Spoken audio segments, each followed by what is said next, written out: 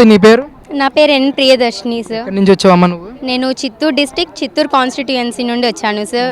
ఏ school అమ్మ అనేది? ఏం చదువుతున్నావు? నేను 10th క్లాస్ చదువుతున్నాను. నా స్కూల్ పేరు వచ్చేసి government high school Chittoor sir. అమ్మ నాన్న ఏం చేస్తారు? మమ్మీ ప్రొవిజన్ షాప్లో వర్క్ చేస్తుంది అకౌంటెంట్గా. Daddy car driver sir. మరి ఏంటి కాన్స్టిట్యూషన్ డే ఈరోజు అసెంబ్లీ సమావేశాలకు వచ్చావు, ఏ రోల్ ప్లే చేసావు, అసలు ఎలా అనిపించింది ఇక్కడ ఇదంతా కూడా? నేను నార్మల్గా నేను ఇప్పుడు 10th చదువుతున్నాను కదా sir.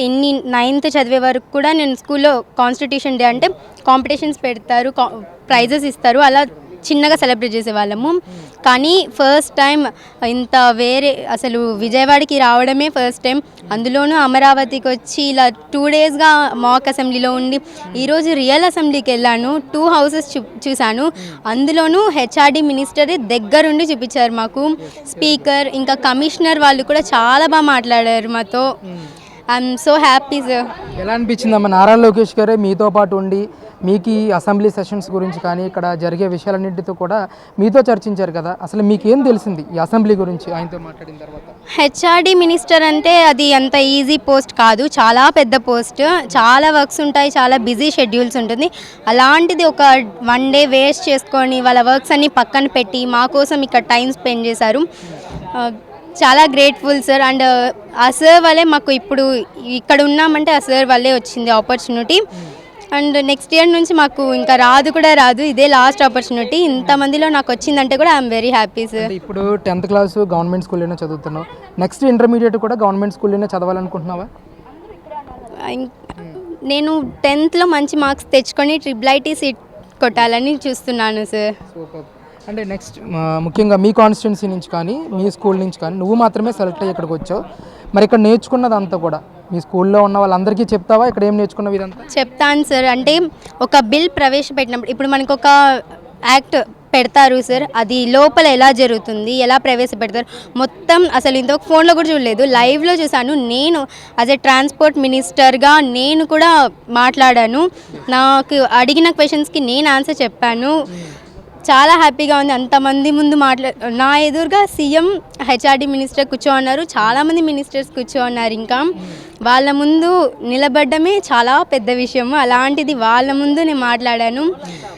I'm so happy sir. అంటే ముఖ్యంగా అసెంబ్లీ సమావేశాలు ఎందుకు జరుపుతారు, దీనివల్ల ఉపయోగం ఏంటనేది మీకు తెలిసిందా ఈరోజు?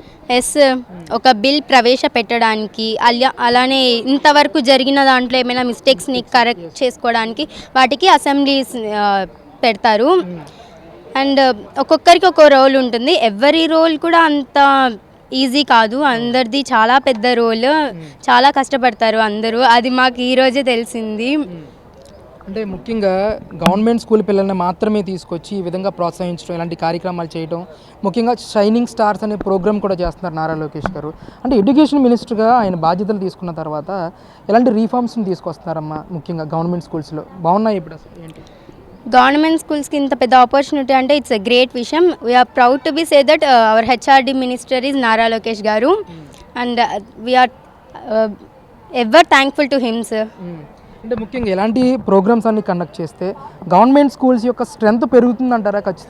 ఖచ్చితంగా పెరుగుతుంది సార్. ఇప్పుడు ఒక స్కూల్లో 400 మెంబర్స్ ఉంటే కొన్ని ఇయర్స్లో, కొన్ని మంత్స్లో కూడా ఒక 500-600 దాటుతుంది సార్ ఖచ్చితంగా. చాలా మంచి ప్రోగ్రామ్స్ పెడుతున్నారు. ఇంకా ఇలానే మంచి ప్రోగ్రామ్స్ పెట్టాలి. మాకి స్టూడెంట్స్కి బాగా హెల్ప్ చేయాలి, బాగా మోటివేట్ చేశారు ఈరోజు కూడా. అలానే చేస్తుండాలని కోరుకుంటున్నాం. మీకు బాగా నచ్చిన పొలిటీషియన్ ఎవరంటే ఏం చెప్తావు? నాకు పొలిటీషియన్స్ అంత తెలియరు సార్. నాకు first Nara Lokesh garu and deputy CM వీళ్ళ ముగ్గురు చాలా ఇష్టం. అంటే నాకు వాళ్ళ ముగ్గురు తప్ప వేరెవరు కూడా తెలియదు. ఇంకా ఏం చెప్తావు ఆఖరిగా నారా లోకేష్ గారి గురించి కానీ, చంద్రబాబు నాయుడు గారి గురించి కానీ, నీకు ఇష్టమైన పవన్ కళ్యాణ్ గురించి కానీ ఏం చెప్తావు అసలు అన్ని ప్రోగ్రామ్స్ పెట్టడం వల్ల? ఇలాంటి ప్రోగ్రామ్ పెట్టడం అనేది చాలా గ్రేట్ విషయం. వాళ్ళ టైం అంతా పక్కన పెట్టి మా కోసం స్పెండ్ చేశారు. ఇంత మంచి ప్రోగ్రామ్, ఇంత పెద్ద ప్రోగ్రామ్, 175 కాన్స్టిట్యుయెన్సీ మెంబర్స్ వచ్చారు, ఎమ్మెల్యేస్. ఇంత పెద్ద ప్రోగ్రామ్ అనేది చాలా పెద్ద విషయం సార్. చాలా కష్టపడాలి, చాలా ఖర్చు అవుతుంది. అయినా అవన్నీ పట్టించుకోకుండా స్టూడెంట్స్ కోసం చేస్తున్నామని చేశారు. చాలా గ్రేట్ సార్. చాలా హ్యాపీ అనిపించింది. Yes sir. Thank you sir.